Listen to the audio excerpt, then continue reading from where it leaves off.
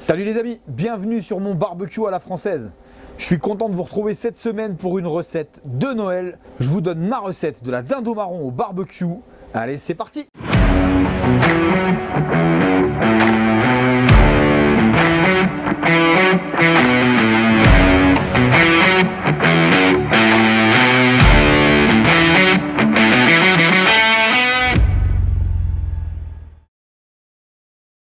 Bon les amis, pour cette recette, je vous mets tous les ingrédients, les quantités en description parce qu'en fait il y a énormément de choses puisqu'il y a la partie donc dinde, il y a la partie farce, il y a la sauce parce que je vais accompagner ma dinde donc d'une sauce au mori.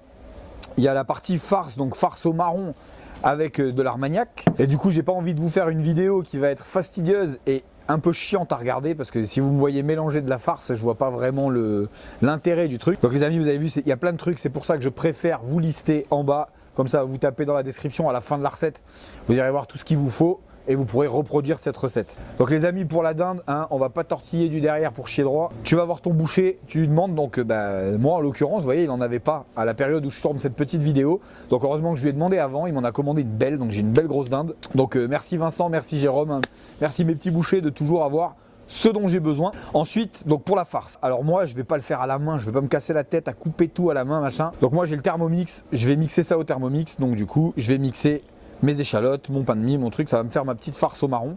Je mixe pas non plus à blinde, l'idée c'est pas d'avoir un truc qui n'a pas de mâche en bouche. J'aime bien garder quand même un côté morceau, donc on va mixer ça légèrement. Du coup on se retrouve après la conception de ma farce. Du coup les gars, on se retrouve avec ma petite farce qui est prête. Elles sont méga bon. Ensuite, on va préparer notre petite dinde.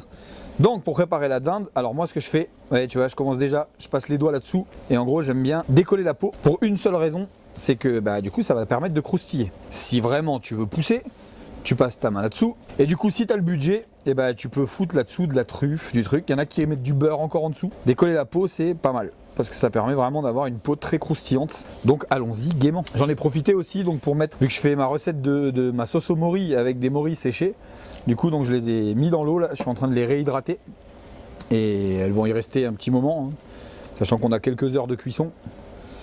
Voilà. Alors faites-le, moi je le fais avec les mains gantées.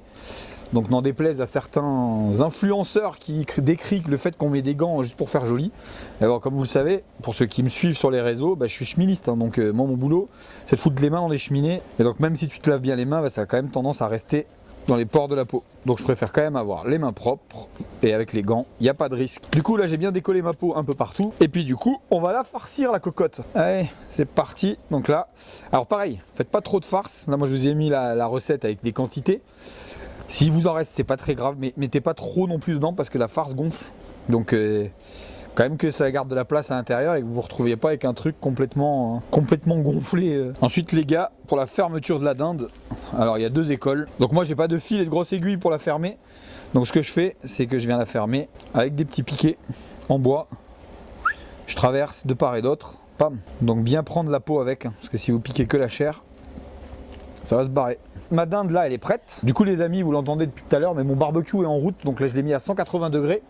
J'ai mis mon beurre dedans, comme ça elle est en train de ramollir. Ensuite je vais badigeonner toute ma dinde de beurre. Et ce que je vais faire, je vais juste rajouter dessus, je le ferai une fois qu'elle est dedans, et je vais rajouter dessus du coup de l'huile de noix. Donc l'huile de noix, ça amène un petit goût de noisette comme ça à la dinde, et moi je trouve ça plutôt bon. Du coup les amis, je vous invite à tester. Donc ouais, l'huile de noix dessus, c'est vraiment, ça ramène vraiment un petit truc en plus. Voilà. Donc là mon beurre a bien ramolli. On va refermer. Donc là tu prends ton beurre, et justement vu qu'il est bien mou, c'est cool, c'est que tu peux vraiment, tu vois, en mode crème solaire. Ma petite dinde, elle est pas prête pour ce qui va arriver dedans, donc tout de suite on va lui mettre la dose de crème solaire. Donc tu vois, ça se badigeonne vraiment, tu prends ton beurre et tu peux vraiment l'étaler. Pour le pelé que j'ai mis dedans les gars, je vais cuire ça donc avec du bois de cerisier sauvage.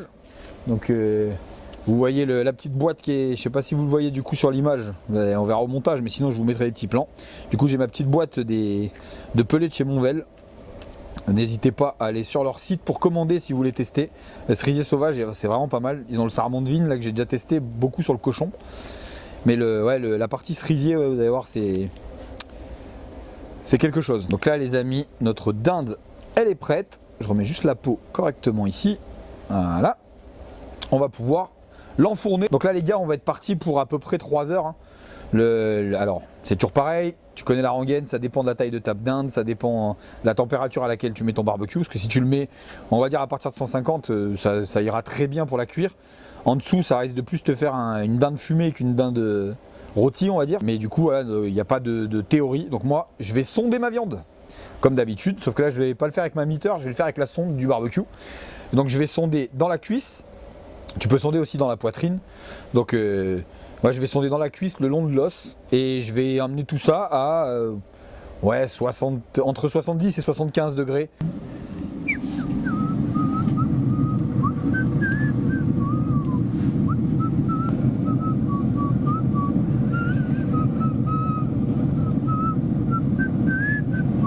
Donc là les gars, vous voyez, je viens de mettre ma sonde et là, ce que je vous disais tout à l'heure, je vais juste envoyer le petit filet d'huile de noix dessus. Quoi, vraiment j'y vais pour en mettre partout. Hein. Je veux vraiment que partout j'ai ce goût de noisette. Donc voilà. Tac. Donc là les amis, je vais nettoyer. Je vais faire ma sauce, donc ma sauce au mori. Donc la sauce au mori, elle n'est pas de moi. C'est une recette que j'ai trouvée sur YouTube. Donc les gars, je vous mets le lien dans la description et allez voir. Ça fera des vues pour le gars qui a fait cette recette. La petite différence avec la recette que je vous mets dans la description, c'est que moi j'ai remplacé le cognac par l'armagnac, mais c'est la même recette que je vais faire pour ma sauce au mori séché. Donc il faut toujours rendre à César ce qui est à César, paraît-il. Du coup les amis, pendant que ça cuit, je vais faire un petit coup de nettoyage. Je vais préparer ma petite sauce. Donc en cuisine, je ne vais pas vous faire spécialement de plans.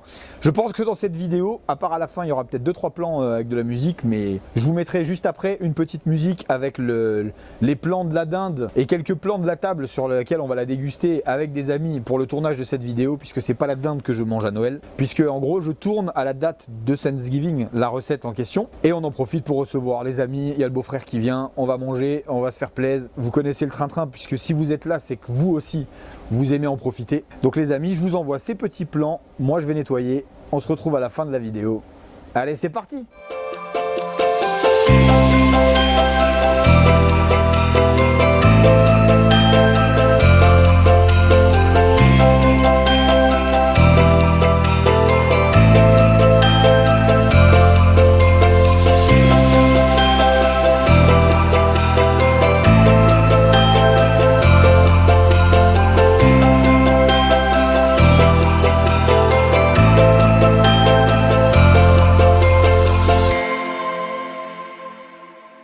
Les amis, j'espère que cette petite recette vous aura plu. Si vous l'avez testée, j'espère que vous vous serez régalé. Si j'ai oublié quelque chose dedans, n'hésitez pas à me le demander en commentaire. C'est possible que dans le feu de l'action, j'ai oublié de préciser un truc ou de vous donner une information dont vous auriez besoin. On est de plus en plus et ça fait énormément plaisir. Pour les autres, pensez à vous abonner. Cliquez sur la petite clochette pour avoir les notifications des nouvelles vidéos. Lâchez un commentaire, ça aide au référencement. Même si votre commentaire c'est un pouce, un smiley, etc.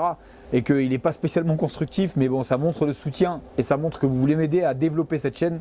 Le plus important pendant les fêtes, c'est vraiment de se faire plaisir, de passer un bon moment, de ripailler comme des gros cochons. Et croyez-moi, de mon côté, c'est écrit dessus, hein, on est des bons vivants et on va pas y manquer. Encore un énorme merci de me suivre. À tous, passez de bonnes fêtes.